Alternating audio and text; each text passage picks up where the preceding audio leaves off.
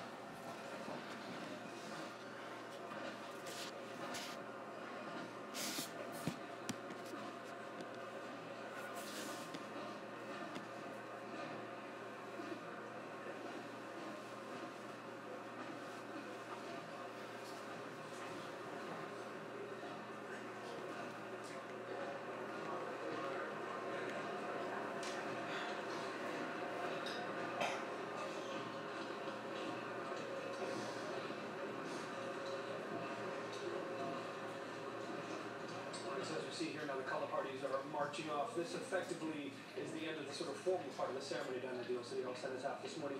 What will we be seeing once the color parties have marched off? It's quite nice what's going to happen now. Yeah, it's group by group. The mayor will acknowledge the presence and performance of the soldiers and groups on parade. They'll head back towards New City Hall, and I think after that, each one of those groups is going to probably express their post-parade tradition and whatever that may be, whether they're going back to the Legion halls across the city, or members of the Canadian Forces will go to their messes, and people will gather and share some time this afternoon, and it's that sense of community for these people. It's really quite I fantastic. mean, whether you're a veteran, out of the Second World War, or whether you're from Korea or from Afghanistan, you've all got commonality of stories, or you've all got similar experiences to share, whether you fought side by side. That's right. Whether it's soldiers from the same regiment that may be 90, 50, and 25, or it's just people that understand the history of those conflicts. It's really about community, and it's really about community leading is the formal portion, and then this afternoon it's really the wake, if you will, if you want to use that kind of a metaphor. Kind of paying tribute to those you've known and lost, and continue to honor and remember them. Yeah. That's right. And I suppose after the color parties march off as well, there's something that really nice moment here too, when people remove their poppies and place them on the cenotaph. I love watching that happen. Yeah, it's an interesting thing. It's not a very old tradition. It's not something that we used to see, but certainly during our time in Afghanistan, I believe it started in Ottawa at the Tomb of an Unknown Soldier. But people taking the time to stay there and in their own way lay their own small version of a wreath if they weren't represented by some other group, and just that poignant and powerful message of staying that little bit time longer to be a part of that and feel like you participated. It's pretty wonderful. It's those grassroots kinds of things that we've seen here in Canada, whether it's laying poppies or whether it's going to a bridge over the 401, over the Highway of Heroes, as soldiers were being repatriated, that Canadians really reconnecting with our military fallen as well. And it seems like Afghanistan was really a turning point, really, in the perception of our military, wasn't it? Yeah, I think so. It's it's difficult. The Canadian Armed Forces is not always front and center in urban centers. And the applause here too. Sorry to interrupt you, but again, we're seeing the applause happening right now too. That's great. It's great to see that the Torontonians acknowledging the people that were on parade, and after so much preparation and planning, pulled off another great event, and obviously acknowledging the service of the veterans and all of the people, whether they're first responders or civil society organizations in the city, that come out and participate in it. It's great to see. And they say on Remembrance Day that, if you see a veteran, you should go up and you shake his or her hand and you say thank you. What's that like for you when someone comes up to you on the street or wherever it may be and they say thank you? Oh, it's humbling. It's absolutely humbling. It brings a smile to my face, and most of the time we're really quite invisible, or perhaps maybe intimidating sometimes. And today's one of those days where people really feel encouraged to acknowledge the service, and so it's just a great feeling. It really sustains us as soldiers when we know that we've got the kind of support from our community and other Torontonians. It feels wonderful to be respected that way. Because what's happening right here with these soldiers now? So they're going to move. They're the vigil party, and it's the vigil ends. They've protected the cenotaph, and at the end of the ceremony, they can return to duty. So it's a long-standing tradition, and just returning from their post. And I love, again, let's pick up on the fact that these uniforms from all of the different wars that Canadian soldiers have been taking part in, all represented there today at the cenotaph. That's right. That's 150 years of Canada's military history right there on display, and the 48 Highlanders of Canada have done a great job of that again this year. And again, just taking a look at those stoic faces of the veterans, clearly World War II veterans who come out today, whether it's to the cenotaph, whether it's to Queen's Park, whether it's up at Sunnybrook Veterans Center, or whether it's any of the smaller events that are happening at cenotaphs or different Legion halls or wherever, around the country today. This is the day they all come out, and they all, the pride is always there, but there's even more pride, I'm sure, on a day like today. Absolutely. I mean, to take the effort to get down to an event like this, really special. It's shows how important it is to veterans. And if you remember watching the Mayor Tory laid his wreath and immediately went over to that group. Yes, you know, he was shaking hands up and down the roads there. Yeah, it's really wonderful to speak to the veterans of the Second World War that come out for these events, and it's so important to them, and it just sustains everybody. And again, you see on the side of the cenotaph there, Ypres, the Somme, the different battles that Canadian soldiers have taken part in, and I think here we go. I think we're now seeing. Well, I thought perhaps we were seeing people laying down wreaths. This is some soldiers gathering around the wreaths. Yeah, they are starting to lay poppies down. Looks like they're really planting them on this in the grass there for the cenotaph. That's pretty cool. As we are live right now on CP24 for Remembrance Day at live in Toronto, Ontario, where the poppies left on the grass for the Remembrance Day. As you see on the bottom of the right, as Jean, as for the Ottawa, they're gone to the battle of the 100 battle of the Vimy Ridge, as they place on the poppies on the tomb. And now here's Sean Tory about that Remembrance Day, what they have to say for the Canadian soldiers who thought. You've seen the ceremony in Ottawa where the poppies put their tomb in lots of flowers for those who die and suffer, injured, and thought they care. So there are so many people putting the poppies to the tomb.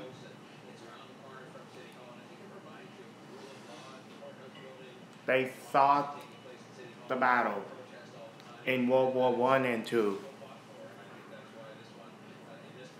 It was a great sacrifice of this remembrance.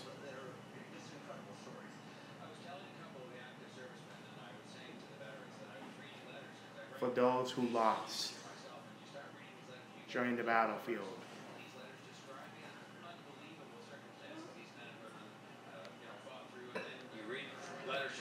Here's Sean Tory. 2 or 3 days later they died, and you just can't imagine the sacrifice they made, and that's why it's so important that we spend just this one day, I hope it's more than that, but at least this one day saying thank you and expressing our gratitude, because they permitted us to have the way of life that we do through their sacrifice. And we have to remember, of course, the current soldiers that are fighting for our country.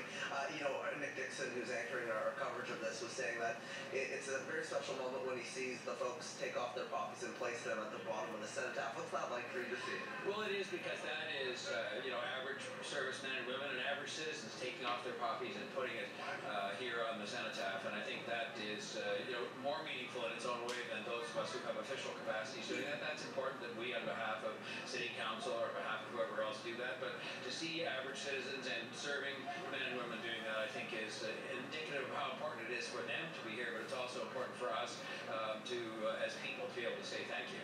I know you've got to go. You have another ceremony to go to, correct? Well, there's one in Scarborough again, and these are nice things that happen, in this case in front of Legion Hall, to honor one of their members who passed away this year, but again to pay tribute to the people who served us and continue to serve us in our armed forces. Okay, Mayor Tory, thank you so much for your time. Appreciate it. So we are going to be here talking to folks that were in the crowd witnessing this ceremony. Quite incredible. There were really thousands of people lining Queen Street here and also Bay Street as the ceremony took place and paying their respects to veterans. We'll have more coming up in just a little while. For now, it's back to you, Nick. Travis, thanks so much. We're going to swing over to Queen's Park right now. That's where the official Remembrance Day ceremony is taking place. We're going to listen in live for a few moments here.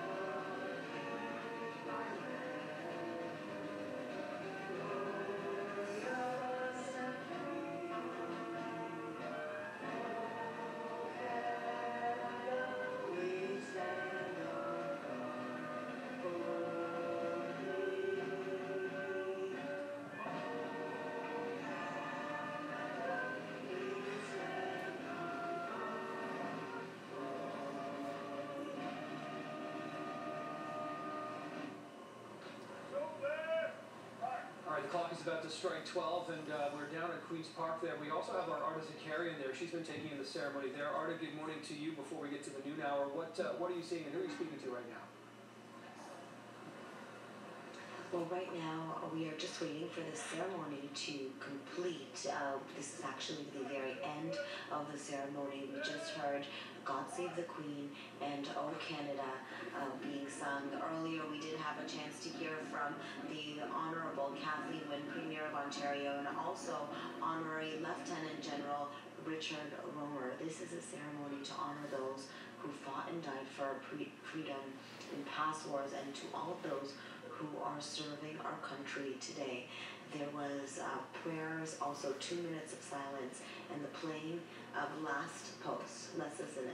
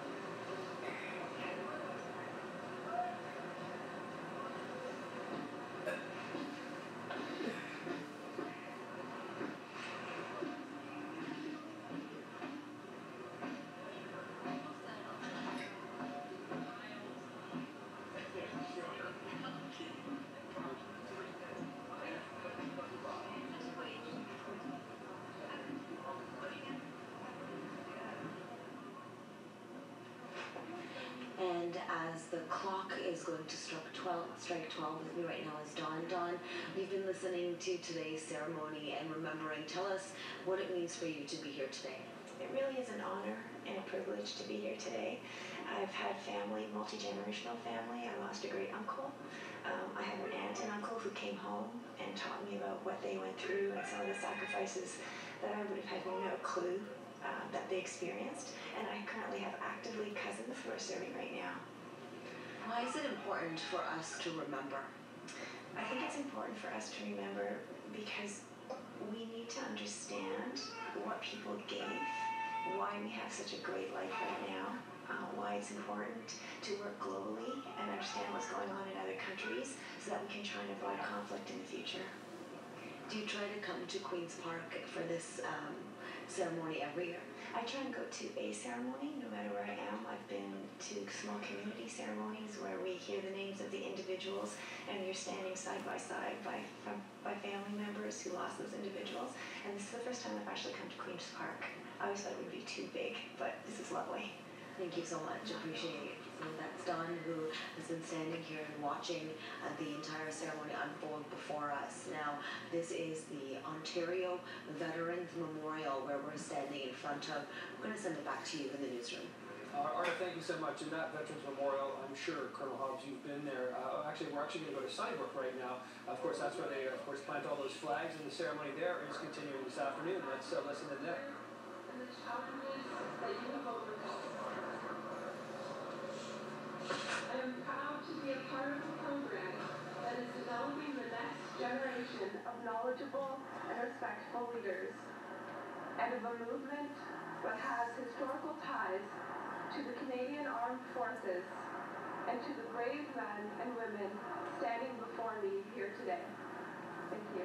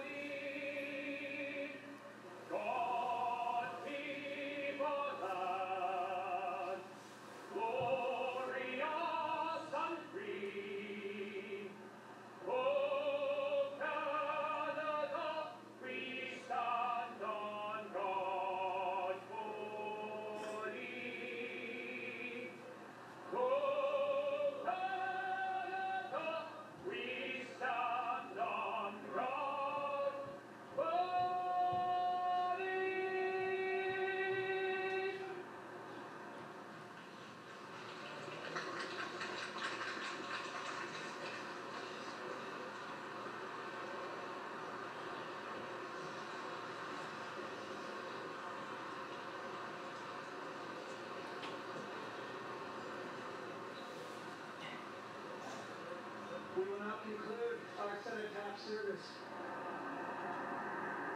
with the inscription from a cenotaph in the community of Simcoe, Ontario, from the ancient Roman poet Virgil. While the rivers run to the ocean, and the shadows move in the mountain valleys, and the sky feeds the stars, always will your honor and your name and your glory remain.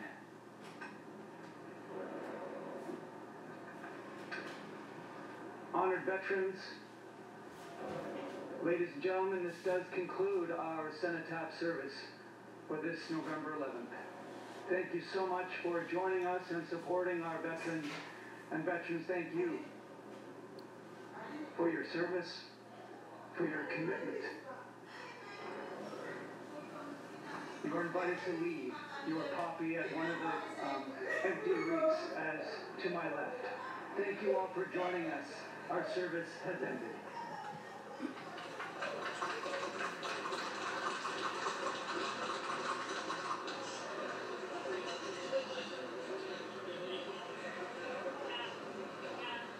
All right, as you just heard there, the service now officially ended at Sutherland Veterans Center. Jamie Goodfried was inside as it began. It's, of course, finished outside now, and he joins us now live with a little more of what he saw, what he heard. Very nice finish there, Jamie. You know, as I mentioned, Nick, this is, I believe, the third year that I've covered the ceremony here at Sunnybrook, and, you know, every single year, it still has the same effect on you. You just looking around the sea, and this is all the public. You know, before we were at a private event inside the residence, but we really wanted to encourage the public to come on down to participate in the procession here outside of the cenotaph, where everyone will leave their poppies. But this is just the outgoing of support, love and respect for the veterans that reside here at the residence. 475 of them. This is Canada's largest healthcare facility of its kind for our veteran men and women here, and we've been showing you all these flags that have been planted on the ground, 30,000 of them from volunteers that spent hours and hours planting these flags so that those veterans, when they woke up, they saw a sea of red and white to show their gratitude, their respect, and their support for our veterans, and everything has culminated right now, but it was just it was another beautiful ceremony, and we're happy to bring those pictures live here. It certainly has been several years, of course, of that sea of red and white flags there, Jamie. What did they say this morning for our viewers who weren't watching early on breakfast? What did they say when seeing that display? You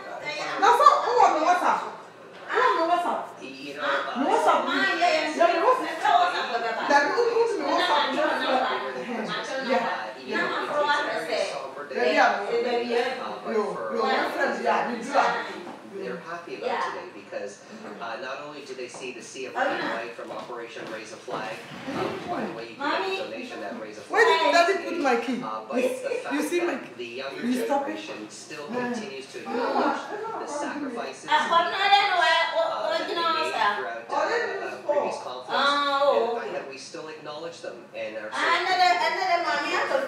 still with us. And I told you the story earlier this morning that we were approached by a woman who, right before my first live report, the fact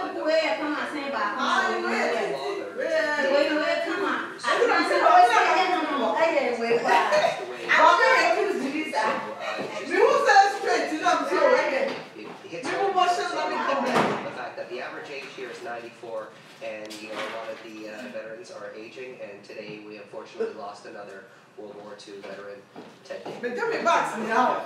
We hear that a lot of days, and it's clear that are never going to be forgotten. Absolutely. All right, Jamie Goodfried, thanks so much. Appreciate that. It's Jamie Goodfried. We've been here all day up at Sunnybrook Veterans Center, talking to the veterans and showing us what's happening there. Their ceremony started inside, moved outside, and of course included that wonderful sea of red and white flags there for that Raise a Flag campaign there. I want to bring Colonel Hobbs back in now in our final moments together. Your thoughts as we sort of wrap up the sort of more formal part of our Remembrance Day coverage this afternoon. Well, as always, Remembrance Day is a powerful day for soldiers. You know, likened to Christmas, obviously. You know, it's the ceremony. that's basically the same every year with these small changes that have been made that make it special for a new generation. These little modifications of leaving poppies behind, and obviously the Operation Raise a Flag is something new and special and powerful. Well, that's it. So that's a Remembrance Day presentation on CP24, which is on Queen's Park and Toronto. So, and also Sunnybrook, where they have. So, so I don't know, it's going to be next on Veterans Day on ABC, NBC for that. So let's see if we have, I guess what's going to come up with the Veterans Day is going to be on evening. Let's find out for Veterans Day.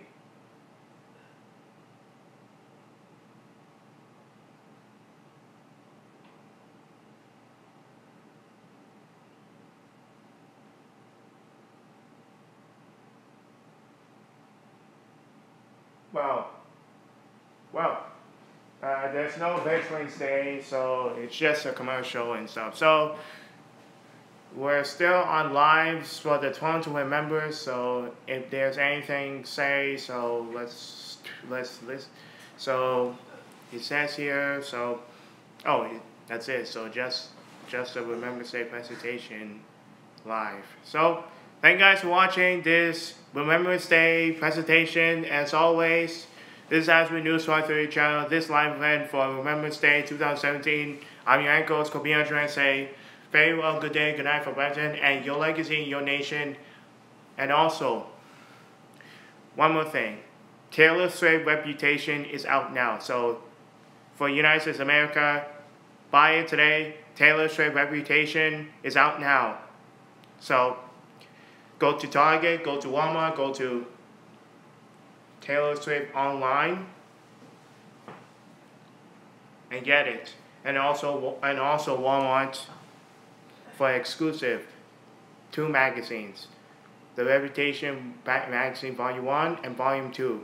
So thank you guys for watching this presentation, and I do not own rights. This presentation on CP24, I do not own rights, so please do not copyright claim this footage, and someone else put this footage from CP24. It belongs to CP24 in Toronto.